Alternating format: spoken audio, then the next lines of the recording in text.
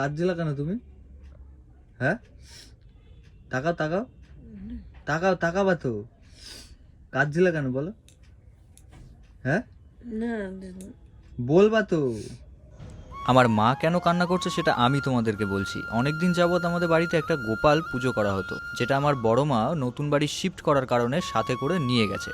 আর সেই কারণেই মা কান্না করছিল। তাই আজ আমি চলেছি একটা গোপাল আনতে মায়ের জন্য। দোকানে এসে এই গোপালটা কিন্তু আমার এক দেখায় পছন্দ হয়ে যায়। আর হাইটটা কিন্তু 10 ইঞ্চির বেশি এবং মুখটা অসাধারণ মিষ্টি। ঠাকুরটাকে আমি আমার মন মতন সাজানোর পরে যেন আরও সুন্দর লাগছে। আমার মা কিন্তু এই গোপাল কেনার বিষয়ে আসলেই কিছু জানে না। আমি কোনো রকম তাড়াতাড়ি বাড়ি গিয়ে গোপালটাকে সুন্দর করে সাজিয়ে রেখে দিই মায়ের রিয়াকশন দেখার জন্য। মা কিন্তু সেদিন বাড়িতে ছিল না, আমারই এক দিদির বাড়ি গেছিল। আর সেই ফাঁকেই আমি সব কাজ সেরে ফেলেছি এবং তারপরে মাকে আমি ফোন করে বাড়িতে ডেকেছি একটু বিশেষ দরকারে। আর তারপরে যা হলো বাকিটা তোমরাই দেখো।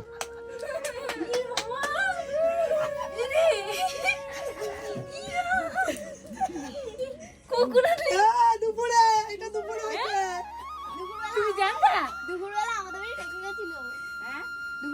রেখে গেছিল, তুমি আসার 2 মিনিট আগে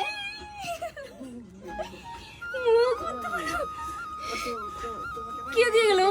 ও নিয়ে আসলা তুমি যাওয়ার আগে ও গেছে, তোমাকে আটকে রাখলাম কিসের জন্য? এর জন্য তো আটকে রাখলাম। গোপাল দিয়ে এসেছিস? হ্যাঁ এসে গেছে। করলে না, বলো না বলো না। দেখো চুড়ি যেন না খুললে।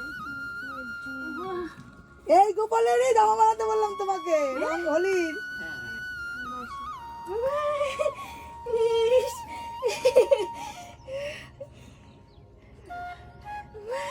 পছন্দ হয়েছে? খুব সুন্দর। আমি ভাবতেও পারিনি।